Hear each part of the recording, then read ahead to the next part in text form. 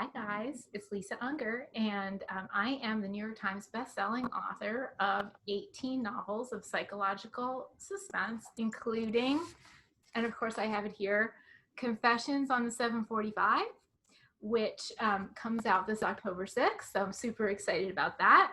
But I'm also super excited to be here with Deputy Mayor Kanika Tomalin of St. Pete. And so we've met a couple times over the last few years at various sort of events around the Bay. And so I felt entitled to drop her an email and say, hey, do you want to catch up with me and talk about your brand new book, St. Pete Eats? And she was gracious enough to accept my offer or my invitation. And I just want to say a couple of things about Dr. Tomalin. She is a 5-generation St. Pete, are we going to say St. Pete-ite, or your family has been here for 5 generations, which explains her, tremendous passion for St. Pete. The city is so lucky to have her. And I love, obviously I do all my research before I do these interviews. And I love that in your bio that you always say your top billing is as a mom, which I love, because obviously, we all do, big things, but the biggest thing we do is, sort of love and take care of our children. So I love that about your bio. Yeah. Thank you. So thank you, Deputy Mayor, for being here. I appreciate it so much. It's my honor and my pleasure to be here. It's a wonderful part of my day today. I'm so excited to speak with you.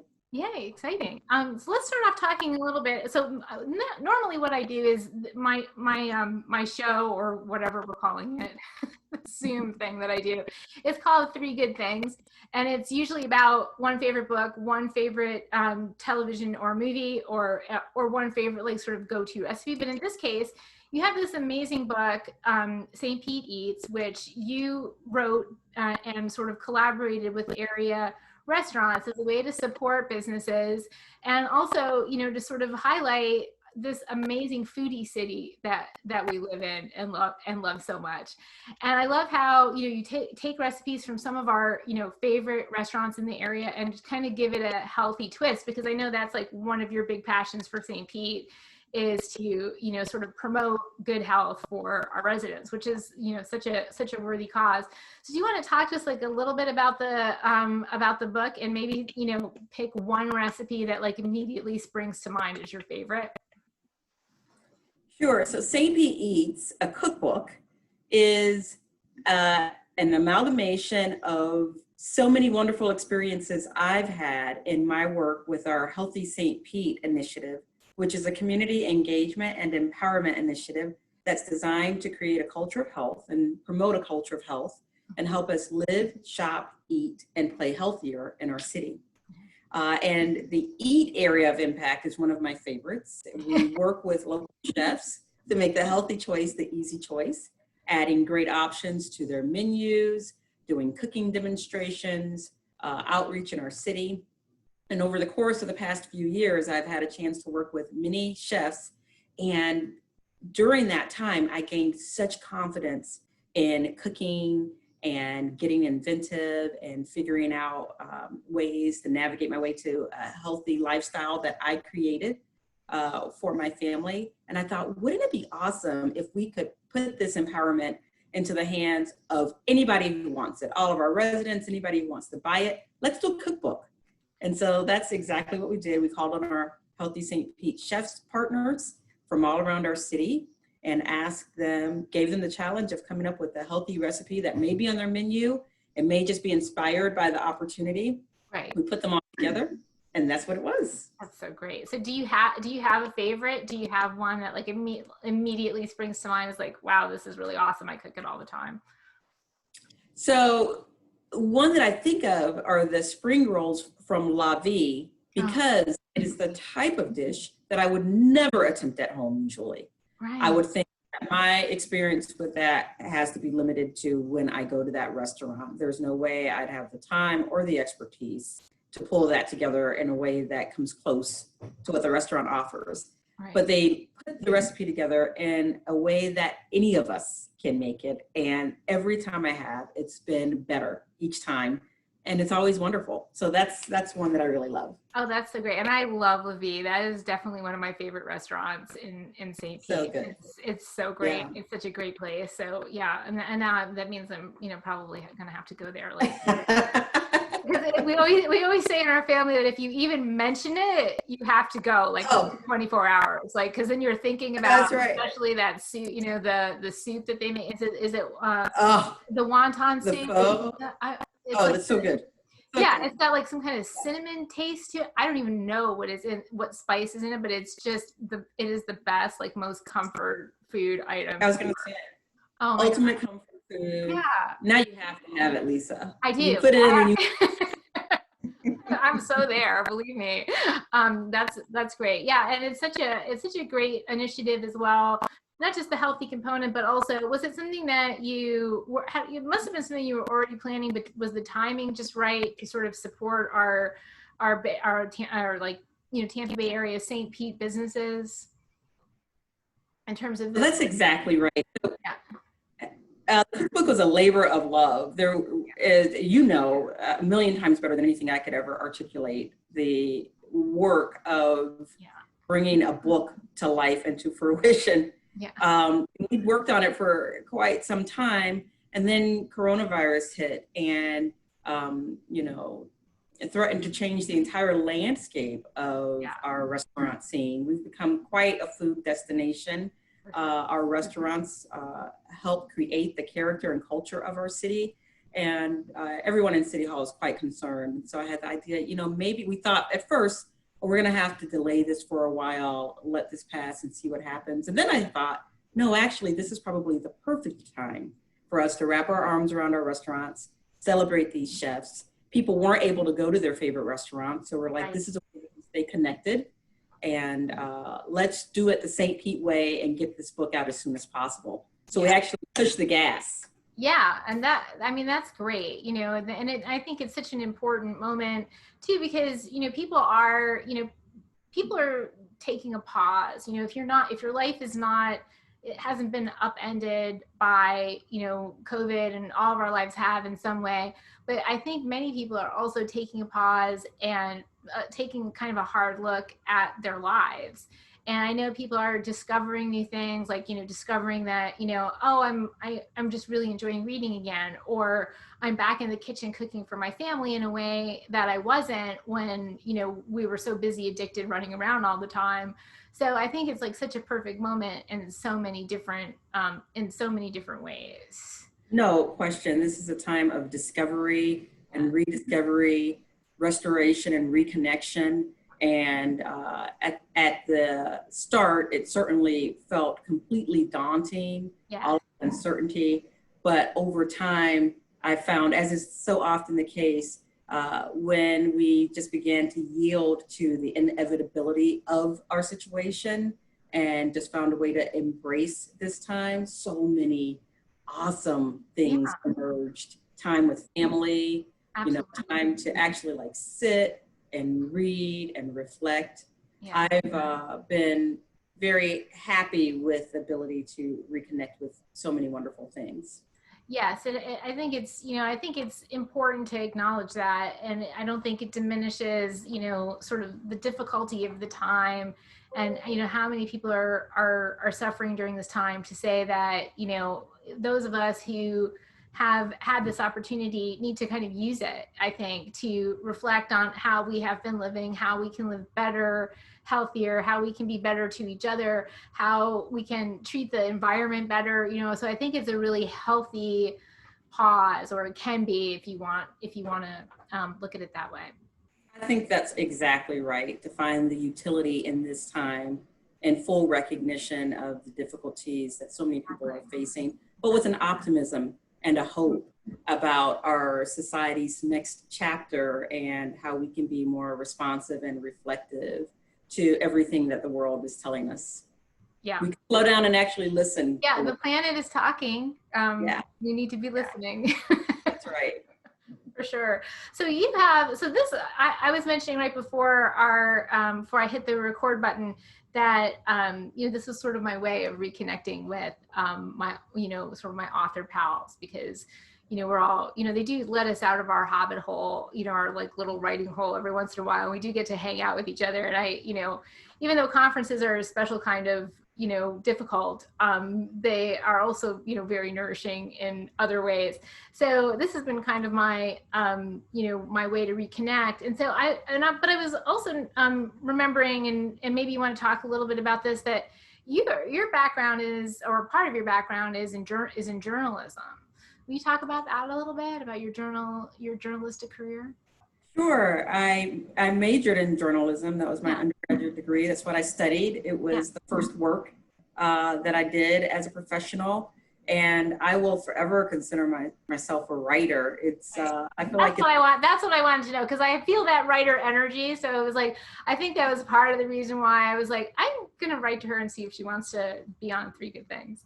I love that. I love that you thought of me that way and felt that for me, because I do think that it's a calling. It's only for me to accept.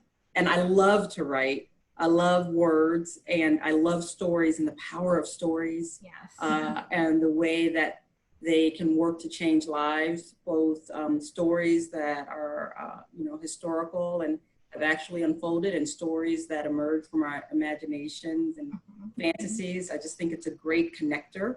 Yes. And love to steward words and put them together in a way that inspires people, or helps us articulate kind of universal feelings that we all share. Absolutely. And, something I've always tried to make time to do, and I hope to do in meaningful ways for the entirety of my life. That's wonderful. I love that. So do you have, so most writers, of course, are readers first. That's where we all fall in love with story, within the pages of somebody else's book. Is there anything that like comes just, just at the top of your head, like something that's a favorite book, or something that you return to again and again when you need comfort, or when you just kind of want to be transported? Is there something that immediately comes to mind? Oh my gosh, it's so many. I love to read. It's one of my favorite things to do. I think some of the classics that are just timeless, To Kill a Mockingbird. Oh yeah. Love that story. I love the way that it was written. Growing up in the South, some people don't consider Florida the South, but St. Petersburg is a southern coastal city. So I could identify with Scout and her journey so much. Yeah. And, read it as a child, read it as a young adult, and have read it since as an adult, and have loved it in different ways each time. I just read Little Women recently with my daughter. Oh yeah. Pride and Prejudice, and that they were both great reads to share with my daughter, and kind of discover those stories together. She's a huge reader too. And one of my favorite books, I think that from which I've grown most significantly, is The People's History of the United States by Howard Zinn, where he talks about milestones of the United States, but through the perspective of the non-victor.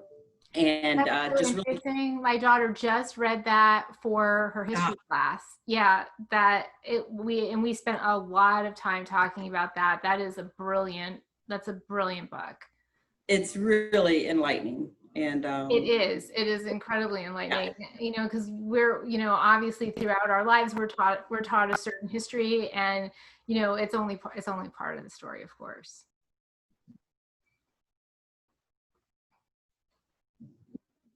Only part of the story. That's right. Yeah. a little bit glitchy on our internet. I'm having a little bit of interference, but that's okay. That's Zoom for you. everything is always either it's the connection, or it's the dog, or it's the doorbell, or that's right. In our two-dimensional world. Exactly. We're all in each other's living rooms these days. Like the veil has come away. That's right. It's fun. It's great. Yeah. I think it is really cool. I think it is nice to be able to, this is my office. This is where I work. So, that's been kind of a fun thing for my readers to just, you know, kind of be hanging out with me in my office while I do these interviews with friends. Sure.